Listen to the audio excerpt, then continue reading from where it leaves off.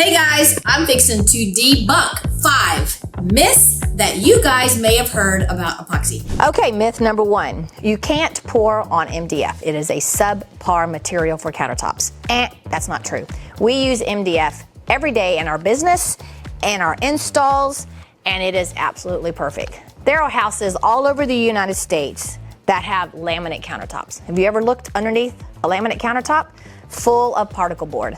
The MDF is very sturdy, it's smooth, it's easy to sand, and it makes a really, really good substrate for a countertop. We actually use in our business, we use Armorite, and it is an exterior grade MDF. Perfect. If you use regular MDF, all you have to do, red guard the backside, you're good to go. We do our cornhole boards, which are outside every day, all the time. We use the water resistant MDF and they last for years and years. So yes, you can use MDF as a countertop. Second myth is you have to sand between each layer of your undercoat paint. Not necessarily true. If your top coat is fairly clean, doesn't have too many imperfections, it's good to leave it a little bit rough. If you over sand it, make it super smooth, it doesn't have the texture to give your epoxy a bite. So myth number 2, do I have to sand very, very well between my 2 layers of paint? No. Myth number 3 is that you always have to wear a mask when working with epoxy. Why am I not using a mask right now to pour my epoxy? Well, 1, you need to know what the manufacturer requirements are for your particular product. So the answer is no. You don't have to wear a mask with every single epoxy. Know your epoxy. If it's a high quality epoxy made of 100% solids and no solvents, no mask is required, but it's always a good idea to be in a well ventilated area. Myth number 4, I always have to tape my edges when I pour epoxy. Not true. When you are using less amount of epoxy, less than say 5 ounces per square foot, you do not want to tape your edges because there's not enough epoxy on the surface that when you remove your tape, the epoxy will flow. The epoxy is setting up as you are doing your design. Now, if you have more than say 5 ounces per square foot, when you pull the tape, you've got enough product to push over the edge. When you leave epoxy on your table taped for any length of time, the epoxy is starting to gel up and get thick. So if you only have 3, 4, 5 ounces per square foot on your surface, it's going to be so gelled that it's not going to flow over your edges. Now, if I have 6 to 8 to 10 ounces per square foot, I pull that tape, I have enough product that it's able to push over your edge and get some really good edges. Now, there are some epoxy brands that are very thin, a lot less fluid than what I use, so it is mandatory that you tape your edges. I use Stone Coat Countertop. It's got a great consistency that where I can do most of my pours at 3 to 4 ounces per square foot. This piece, I'm doing 6 ounces per square foot, hence, that's why I have my edges taped. So myth number 4, do I always have to tape my edges? No. All right, so myth number 5, all epoxies are created equal. This is probably the biggest myth of them all. All epoxies are definitely not created equal. Your raw materials, the better your raw materials, the better your epoxy is going to be. So buying epoxy off a big box store shelf, you're not going to get near the results as you'll get with a high-end, high-quality epoxy. So if you're paying $20 a gallon for an epoxy, I can assure you, you're not getting a high-quality epoxy. One thing to note on the lower end epoxies is the amount of UV additives and the quality of those UV additives. Another is your open time. Low quality epoxies normally have a very, very short open time, meaning working time. You have literally minutes after you mix and get it out of the bucket to create a design. The epoxy I use, I've got 45 minutes to an hour to create some beautiful finishes. Also durability, heat resistance, scratch resistance. is much higher in a high quality epoxy. Often people will buy some inexpensive epoxy off of a big box store shelf. They'll make a cute little craft design, coasters, trays. They come back even months later, it's still very soft, it indents, and it's possibly turned yellow within just a few months. So myth number 5, all epoxies are created equal. Not true. You'll want to look at your manufacturer's technical data sheet, and that's going to tell you the quality of the epoxy, if you need to wear a mask, if it's flammable, all the other important data that you may be looking for. So those are just a few of the myths that I've heard over the years being in the industry. Let me know in the comments below, what is a myth that you either believe or that you feel I need to debunk? Let me know. All right, so now what we're doing in this project. I absolutely love this. So what I've done, we've started with 6 ounces per square foot of our stone coat epoxy. I've mixed up black dye, black mica, white dye, and some just resin aluminum. Now what I did in my black mica powder is I added a few drops of violet dye, and it absolutely has given the most gorgeous purple sheen I think I've ever seen. It's absolutely gorgeous. Now, what I'm doing now is, instead of torching, because I don't want my design to move very much, okay? I really like the way it's laid out. I don't want to torch it, so I'm going to come back with my favorite product ever, is the new Fuzion Relax. Guys, this is amazing. It is compressed isopropyl alcohol, and it's got a little secret sauce in here that keeps the bubbles at bay. Literally, I don't even have to use a torch. In fact, I have absolutely quit using a torch when I do a flood coat. This is all I need. 1 can lasts forever. So this particular piece, guys, I'm doing as a sample board for a customer that has a really long, narrow bar. That's why my sample board is very narrow and quite a bit longer than what I usually do a sample board on. I want to be able to kind of mimic the design that I'm going to do on this board. Now, because we are videoing this, I am going to show my client and let her tell me if she wants to stop here, because we all know this could be a finish all on its own. But I'm fixing to take it to the next level. And the reason I'm doing that is my customer wanted to bring in a little bit of the silver because she has a lot of stainless steel appliances in her home. And she wanted me to add that, but she wasn't really sure. So I'm going to show her a picture of this, and then we're going to up level it with the aluminum. So here we go.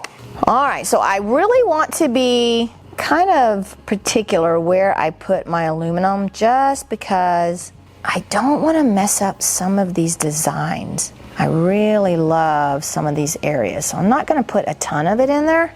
Come back with my roller. All right, so I'm going to come right through the middle of this roller of this silver, and I'm going to be very light. I'm barely pushing down because I'm just skimming that over the top.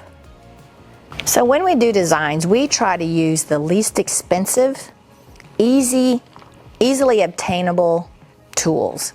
We use a lot of popsicle sticks. We use rollers. Bondo spreader happens to be one of the my very favorite things to use.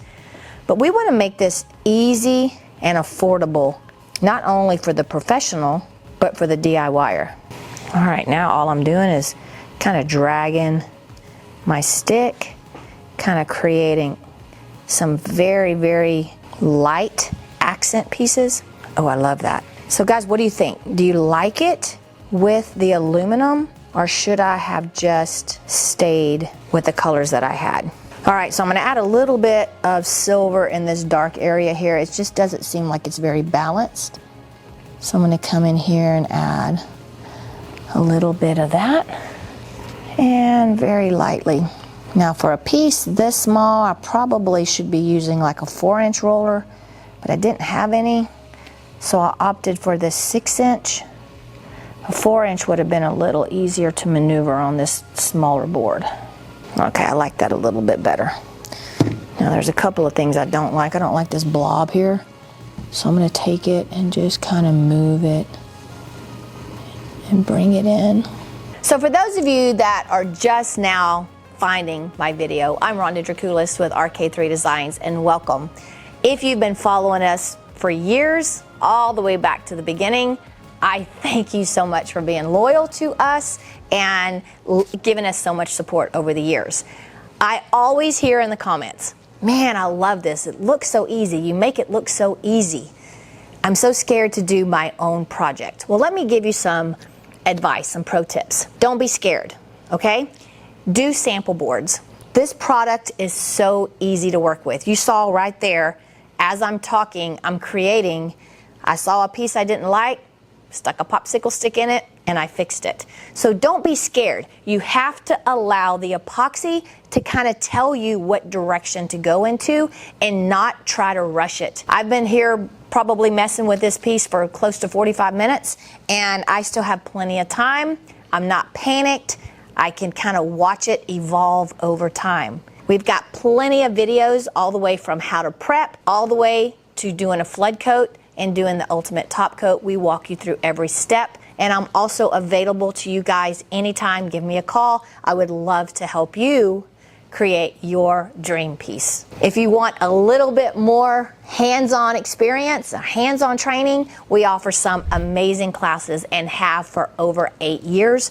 We teach you hands-on how to do beautiful finishes like this. We teach you how to pour over existing countertops. We teach you how to build your own countertops and showers. Want to do your floor? We'll teach you that too. Check out our website, rk3designs.com, for a full list of our classes. So let's get back to the design. Now, I could stop right here, but if any of you know me and have been watching me for a while, you know I have this disease, and it's called walk away Rhonda. I don't know how to do that. So we're gonna play with it just a little bit more. I've got a little bit of that purple left in the cup, and I wanna just add a little bit of purple to this silver, just because I can. How about that? Alrighty, so here we go. I need you guys to leave me a comment and tell me, would you do this or would you leave it like it is? All right, so I'm gonna take that and look how it's dropping down in that silver. It's gonna look over time, this is going to sink, and it's gonna look like that vein is chiseled into that aluminum. Now, the reason I chose to use the Just Resin aluminum, because that particular pigment likes to float on top of the surface. And by me dropping in the other material, the purple mica powder, those mica powders are gonna sink, and it's gonna look like it is actually chiseled into that aluminum. So guys, I hate to say it, but it's time for me to walk away. I don't want to torch it. Now, there's a couple of things that don't look natural to me, and I'm going to show you how easy it is to fix. See that little piece right there? I'm going in with a clean stick. I don't have any color on my stick. See that little drip? All I'm going to do, kind of chop that out. Can't even see it. See this little line right here? All I'm going to do is kind of chop that in. Now you can't even tell. Awesome. All right, I'm going to hit it one more time with my Relax. Again, the reason I'm going to do that instead of using my torch is I don't want to heat up my epoxy, cause it to be fluid, and cause my design to move. So here we go.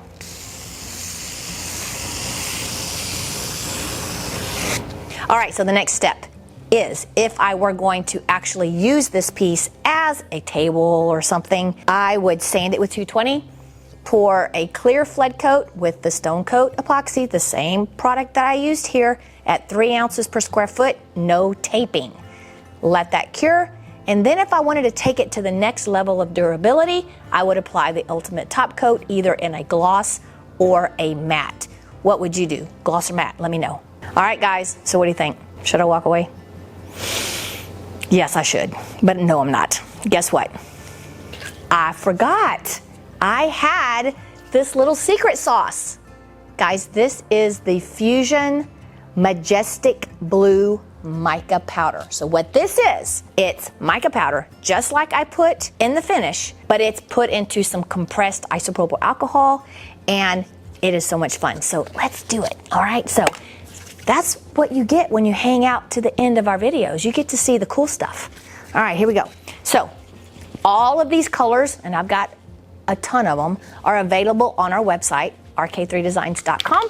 Free shipping over $100 and same-day shipping if you order before noon. All right, here we go. All right, so what I'm going to do with this, I really like this because I can come in and create really distinct veins, or I can come up nice and high and I can just put a very light fog over the whole thing, which will give it a kind of a hue. So first of all, let's do a blue vein. So I think what I'm going to do is come in here. I'd like that blue to be kind of next to this purple. So I'm going to come in here and I'm just going to pour it right here a little bit, maybe right here a little bit. Wow, and maybe right here and one spot right there. How about that? What I like to do is now let the isopropyl kind of off gas for just a minute. I just like that. It gives me a little bit better design. So I'll give it just a couple of seconds and then we're gonna run a Bondo spreader through it. So guys, if you just wait and watch, it's already starting to do some really cool things all on its own and I haven't even touched it yet. All right, so this is probably my most used little pieces of equipment that they cost pennies and I use them all the time. All right, here we go. So what I'm gonna do, I'm gonna come in, I'm gonna kind of skim the top. As I skim, I'm twisting. Now I'm not moving a lot of that product. I'm not all the way down to the substrate and moving a whole lot of product. I'm just kind of doing a swipe. Oh my gosh, look at that. Look at that. Woohoo! Wow, love it. Can y'all tell I still get excited about what I do? Absolutely love my job. And guys, don't be scared to create. Always video yourself. So when you create something stunning, that way you can watch it and you can go back and recreate it. I actually go back and watch a lot of my videos that I did years ago because I want to recreate it and I can't remember. Ooh, I like how this blue came over the white. Look at that. So I'm going to kind of play off that. I'm going to start back here and I'm going to kind of swipe it over, move it over, and then I'm going to take that blue and swipe it a little bit over the white. See what it does. Oh gosh, look at that. Okay, guys. Woohoo! All right, this is stunning. Love it. Okay, watch. Taking them off, walking away. Because this is amazing. So you have homework. Your homework is to watch this video, then go back and leave me some comments. What stage would you stop? The very first stage before we added the aluminum? Would you have added the vein? Would you have added the blue mica spray? Let me know in the comments below. If you would use a different color instead of purple, let me know that too. All right, guys, I hope you enjoyed this video. And I hope the main thing that you take out of this is don't be scared. Move forward and be creative. I'll see you next week.